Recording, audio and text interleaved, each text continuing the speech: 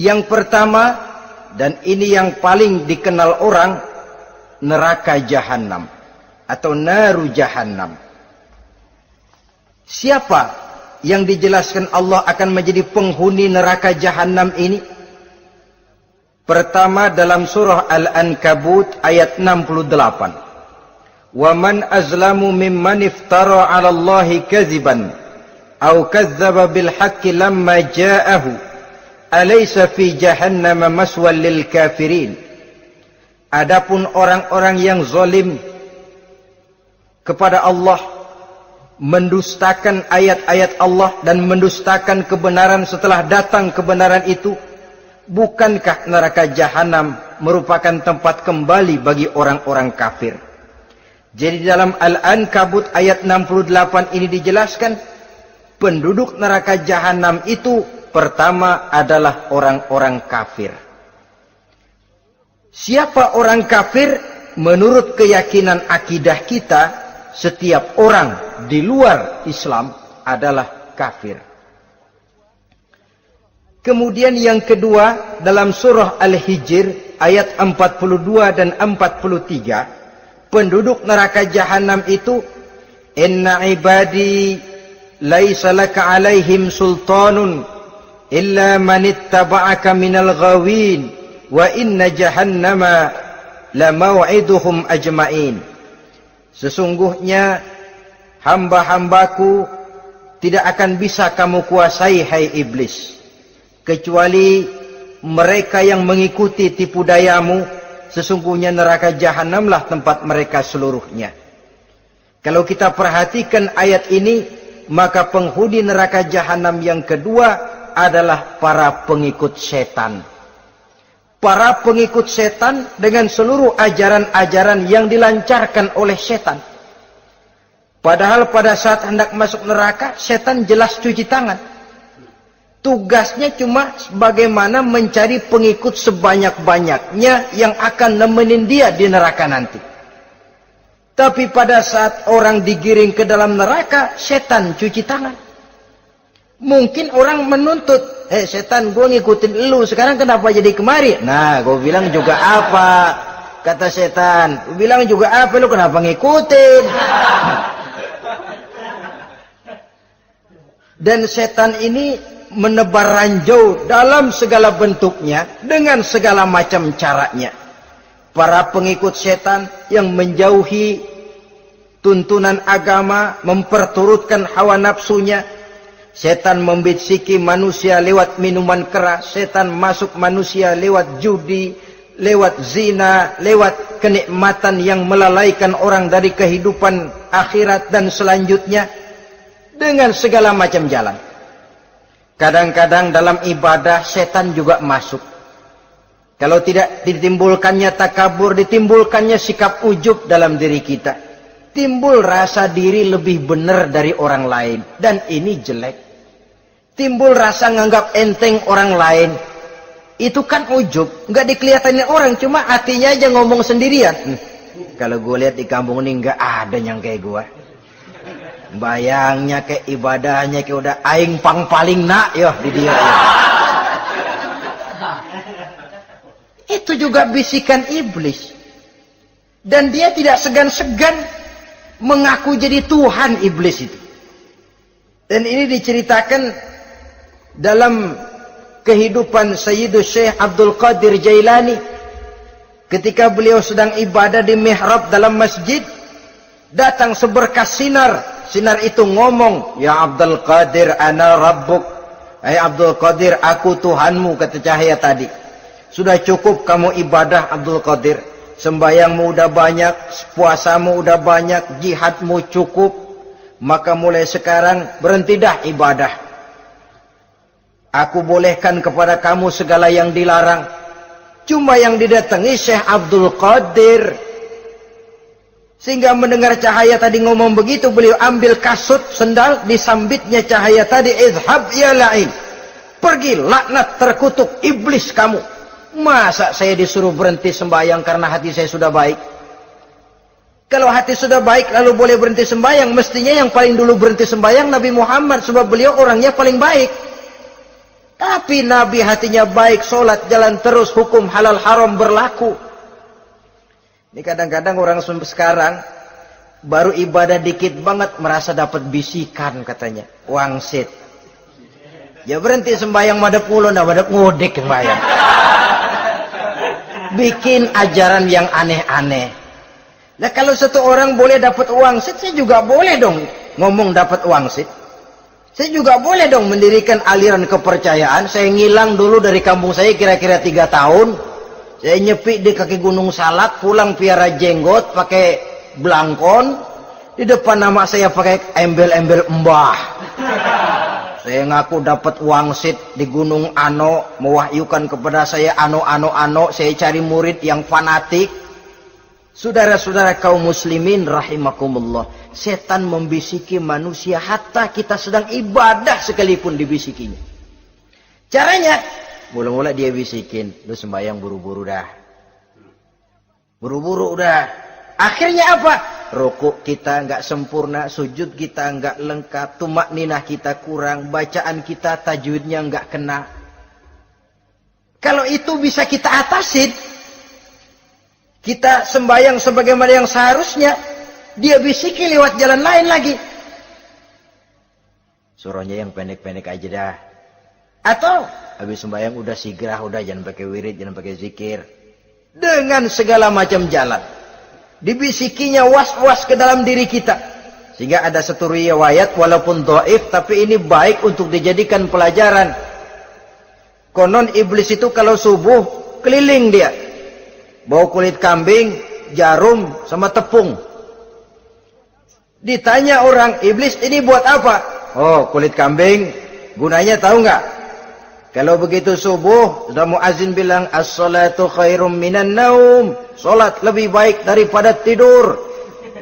Maka ini kulit kambing mulai aku hamparkan buat hamba-hamba Muhammad. Jadi begitu dengar azan, cuma udah bikin anget udah tidur. Kenapa? Kulit kambing belis masuk. Saudara-saudara, lalu kata orang tadi lagi, lah kalau tepung buat apa itu? Oh, tepung. Itu kalau umat Muhammad mau baca Quran, baca kitab, mutolaah, gua aurin tepung matanya. Biar dia sepet. Makanya kalau sudah ngaji, baca Quran, bawaannya udah ngantuk aja ngantuk. Oh begitu, iya. Nah kalau duri paku itu buat apa? Nah ini duri paku. Kalau umat Muhammad mau hadir di majelis taklim, mau pergi ngaji, mau duduk iktikaf di masjid, gua pasangin paku di pantatnya. Jadi kalau sudah duduk di masjid, kelasat, kleset. Hadir di majelis taklim, kelasat, kleset. Bawaannya mau udahan melulu. Itu duri-duri dan paku-paku yang memang ditebarkan oleh iblis. Saudara-saudara kaum muslimin rahimakumullah, jadi para pengikut setan dengan segala macam perangkapnya ini pun, ya perangkap setan itu ya dunia itu ya isinya harta, tahta, wanita. Kan perangkap dunia itu. Harta, tahta, wanita, ini sering bikin orang buta. Perangkap dunia dan merupakan perangkap setan sekaligus. Nah, yang ketiga, penghuni neraka jahanam adalah para pembuat dosa, orang-orang yang durhaka. Dalam Thaha ayat 74 Allah menjelaskan, innahu may ya'ti rabbahu mujriman fa inna lahu jahannam. Sesungguhnya orang-orang yang datang menghadap Allah dengan berlumuran dosa, maka sesungguhnya bagi mereka adalah neraka jahanam. Dan yang keempat, penghuni neraka jahanam orang yang kufur nikmat. Tidak cuma kufur iman, tapi kufur nikmat bisa menyebabkan orang masuk neraka jahanam. Belum pernah merasakan dalam hidupnya bahwa Allah memberikan nikmat kepadanya, bagaimanapun besar karunia dan nikmat itu. Dalam surah Ibrahim ayat 28-29 Allah menjelaskan, alam tara ilal ladzina baddalu ni'matallahi kufran wa ahallu qaumahum darul bawar jahannama yaslaunaha wa bi'sal qarar. Tidaklah engkau perhatikan, tidaklah kau lihat orang-orang yang mengganti menukar nikmat Tuhannya dengan kekufuran. diberikan nikmat berupa Islam, digantinya dengan kekufuran. Dia tidak tahan kesengsaraan dunia lalu memilih kesengsaraan akhirat. Padahal kesengsaraan akhirat lebih abadi dari kesengsaraan dunia. Ada orang yang gak tahan miskin dunia, lalu menjatuhkan pilihan lebih memilih miskin akhirat. Ya Allah, keliru besar. Karena nggak tahan hidup miskin di dunia, ada yang nawarin ngasih supermi 3 bungkus, iman telap. Ada yang ngasih beras, pindah agama.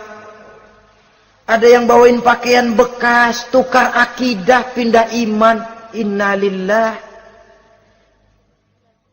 Ditukar kemiskinan dunia dengan kemiskinan akhirat. Padahal kemiskinan dunia berapa tahun? Setahun umur manusia. Sepanjang-panjang umur orang sekarang kan. 100 tahun udah jarang umur orang sekarang. 70 aja udah cakep tuh. Sebenarnya kalau 70 tuh ada jatah lebih tuh, 7 tahun. Toh kalau ikut Nabi 63 tahun kan. Nabi wafat. Kalau kita sudah umur 70 tuh ada jatah ekstra 7 tahun. Oh ya, dimanfaatkan baik-baik mestinya. Taruhlah kemiskinan dunia, bagaimanapun melaratnya dunia, bagaimanapun sengsaranya dunia, cuma sebatas umur kita. Tapi kalau nikmat Islam ini harus kita tukar dengan yang lain. Baddalu ni'matallahi kufran. Menukar, mengganti nikmat yang diberikan Allah dengan kekufuran. Artinya kita menukar kemiskinan sementara dan kita memilih kesengsaraan dan kemiskinan abadi. Di akhirat kita miskin, di neraka kita miskin, miskin abadi. Di neraka kita sengsara, sengsara abadi. Saudara-saudara kaum muslimin rahimakumullah. Itu neraka jahanam. Yang kedua dinamakan neraka jahim. Siapa mereka ini para penghuninya? Siapa mereka ini para penghuninya? Pertama dalam surah At-Takasur. Yaitu orang-orang yang bermegah-megah dengan dunia, menumpuk-numpuk harta, lalu lupa dengan kesibukan harta itu, lupa kepada kehidupan yang akhirat nanti. Alhaakumut takatsur hatta zurtumul maqabir, kalla sawfa ta'lamun, summa kalla sawfa ta'lamun, kalla law ta'lamuna ilmal yaqin, la tarawunnal jahim. Kamu telah lalai. Akibat apa? At-takasur. Ini penyakit pertama yang menyebabkan orang sampai ke neraka jahim. Penyakit takasur. Dan itu penyakit zaman sekarang. Berlomba-lomba dengan kemegahan materi. Berlomba-lomba dengan kemegahan dunia. Padahal kalau urusan itu kita berlomba, tidak akan pernah sampai finish. Percayalah itu. Tidak akan pernah finish. Sebab kemegahan dunia siklus, lingkaran setan. Kita anggap kalau punya duit 1 juta tenang. Punya 1 juta berubah pikiran. Lain lagi. Kita anggap kalau punya mobil enak. Sudah punya mobil, lain lagi problemnya. Kita anggap kalau rumah sudah gedung, enak hidup. Punya rumah gedung, lain lagi problemnya. Makanya pesan Nabi kalau ingin hidup tenang, urusan dunia lihat ke bawah, urusan akhirat lihat ke atas. Sering dicontohkan kalau punya mobil, bilang alhamdulillah kita punya mobil, tangga kita cuma punya motor. Kata yang punya motor, syukur banget kita punya motor, tangga kita punya sepeda doang. Kemana-mana kekejek mulu. Dayung. Kata yang punya sepeda, alhamdulillah kita punya sepeda, tetangga kita cuma jalan kaki, kemana-mana ngetuk mulu. Kata yang jalan kaki, alhamdulillah masih bisa jalan. Tangga kita sebelah lumpuh bertahun-tahun nggak kemana-mana. Kata yang lumpuh, alhamdulillah masih hidup. Tangga kita kemarin mati nggak balik lagi. Itu dalam urusan dunia, sehingga sifat takasur ini hilang. Tapi urusan akhirat lihat ke atas. Kalau dia begitu sibuknya bisa jaga sholat, kenapa saya tidak? Kalau dia hidupnya sederhana, rajin sedekah, kenapa saya yang lebih kok enggak sanggup? Kalau dia bisa baca Quran, kenapa saya enggak? Lalu timbul gairah ingin mencontoh. Mencontoh orang dalam urusan ibadah menimbulkan ketenangan jiwa. Dan itu ada garis finishnya. Tapi kalau yang lumpuh lihat yang bisa jalan lihat yang naik sepeda, yang sepeda punya lihat motor, sudah punya motor lihat mobil, lihat pesawat terbang, lihat kereta api. Kapanlah awak nih mau bersyukur? Yang ada kurang saja, padahal nikmat itu tidak pernah berhenti. Bukan dilarang orang kaya, tetapi perlombaan memperkaya diri itu yang dilarang. Karena kalau sudah perlombaan namanya jor-joran sifatnya. Prinsipnya tujuan menghalalkan cara ini yang dijaga oleh agama. Saudara-saudara, selain penyakit takasur yang menyebabkan orang sampai ke neraka jahim, juga perbuatan durjana. Dalam Al-Infitor ayat 13-14, innal abrara lafi na'im wa innal fujjara lafi jahim. Orang-orang yang berbakti, berbuat kebajikan, mereka akan mendapatkan neraka surga naim. Tetapi orang-orang yang fujar, durjana, kurang ajar, durhaka, lafi jahim, mereka akan mendapatkan neraka jahim. Lalu siapa lagi penghuni jahim itu? Orang-orang yang menentang dan menantang ayat-ayat Allah. Wallazina sa'au fi ayatina mu'ajizin ulaika ashabul jahim. Dan orang-orang yang berusaha menantang ayat-ayat Allah sehingga melemahkan orang-orang yang mau mengikuti rasul-rasul Allah. Menantang ayat Allah dan membuat lemah orang yang mengikuti rasul, melemahkan semangat orang yang mau mengikuti khitah dan perjalanan rasul. Lu mau bangun masjid, iya. Berabe, berat, jangan. Si anu aja kapok. Majelis taklim, pahit. Ngaji, berat, melemahkan ini. Sudah dia rusak, merusak lagi. Kalau rusak kan cuma sendirian. Ini tidak, sudah rusak, merusak. Mu'ajizin, melemahkan orang-orang yang mau mengikuti ayat-ayat Allah. Dan itu tidak jarang zaman sekarang ini. Orang yang melemahkan semangat kita dalam berjuang menegakkan kebenaran. Kita yakin Islam agama yang benar. Kita yakin Islam agama yang sempurna. Ada saja orang yang melemahkan semangat kita. Yang berteori bahwa ada ayat-ayat Quran yang tidak relevan lagi dengan situasi dan kondisi. Yang berteori bahwa Nabi Muhammad cuma sebagai manusia biasa yang tidak terlepas kemungkinan dari salah. Pendeknya melemahkan nilai-nilai semangat kita untuk memperjuangkan Islam ini. Ini pun termasuk mu'ajizin.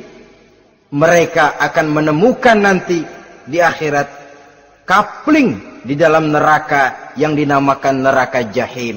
Na'udzubillah summa na'udzubillah. Yang ketiga, saudara-saudara, di antara nama neraka itu adalah neraka hawiyah. Siapa penghuni neraka hawiyah ini? Dalam surah Al-Qari'ah ayat 8-11 dijelaskan secara simpel, wa amma man khaffat mawazinuhu fa ummuhu hawiyah.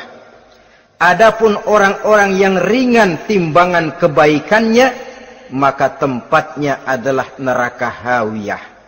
Artinya orang ini lebih berat timbangan kejahatannya, sedikit kebaikannya sehingga jadi ringan di timbangan akhirat nanti. Salat, puasa, zakat, tapi dosa yang dikerjakan masih lebih banyak ketimbang kebaikan yang dikerjakannya itu. Maka orang semacam ini apabila tidak mendapat syafaat, maka dia akan masuk ke dalam neraka yang namanya neraka hawiyah. Lalu yang keempat, neraka wail. Dalam surah Al-Ma'un ayat 1-7, garis besarnya yang mendapat neraka wail adalah para pendusta agama. Siapa sih pendusta agama itu? Ara'aital ladzi yukazzibu bid-din. Tidakkah kamu lihat siapa orang-orang yang mendustakan agama? Mendustakan agama. Beragama tapi bohong. Salatnya bohong. Hajinya bohong. Puasanya bohong. Mendustakan agama. Siapa mereka? Fazalikal ladzi yad'ul yatim. Pertama, orang yang suka menghardik anak yatim. Anak yatim yang lemah, anak yatim yang tidak berdaya, yang hidup dipayungi kemiskinan dan kekurangan, bukan ditolongnya, malah dihardiknya. Jangan lupa, saudara yang sudah 2-3 kali pergi ke Makkah, saudara yang khusyuk dalam sujudnya, saudara yang mantap dalam puasanya, mungkin saja bisa terhalang masuk ke dalam surga. Karena di samping rumah saudara ada anak yatim merintih menahan lapar dan haus. Saudara tahu, saudara mampu, tapi saudara diam saja, tidak mau mengulurkan tangan. Mungkin itu yang akan mengganjal saudara untuk masuk ke dalam surga.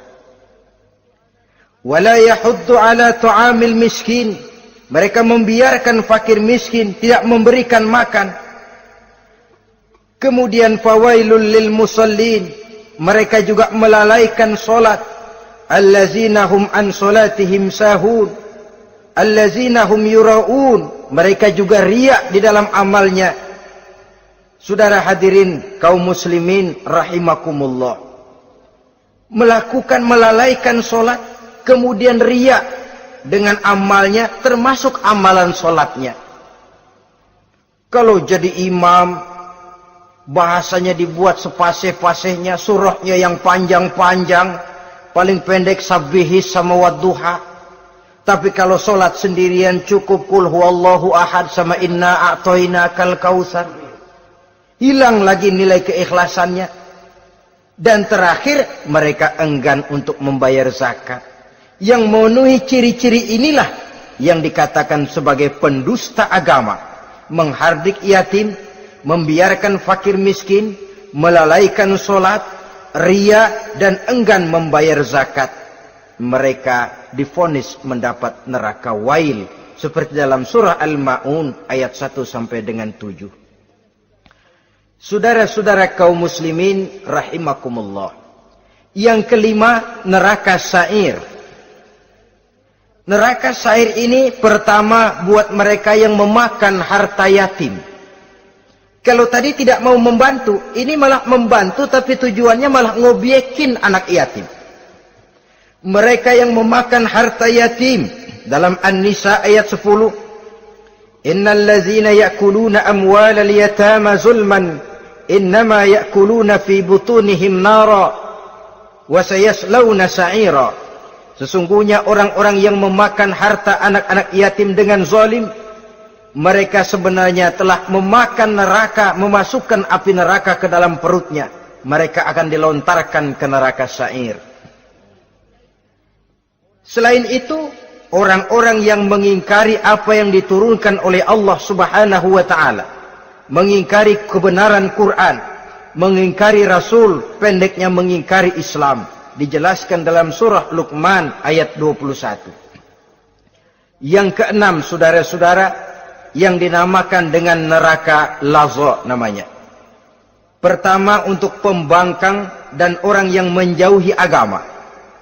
Yang kedua, orang yang berpaling dari kebenaran. Dan yang ketiga, orang yang suka menumpuk-numpuk harta dan menyimpannya, tidak mau membayar zakat, infak, apalagi sedekah. Ini kita temukan penjelasannya dalam surah Al-Ma'arij ayat 15 dan 17. Yang ketujuh dinamakan neraka Sakor. Siapa penghuni neraka Sakor ini? Pertama, orang yang tidak pernah sholat. Yang kedua, tidak pernah memberi makan orang-orang miskin. Yang ketiga, ahli membicarakan yang batil. Strategis betul dia, ulung kalau sudah mengatur kebatilan. Kemudian yang keempat, orang yang mendustakan hari akhir.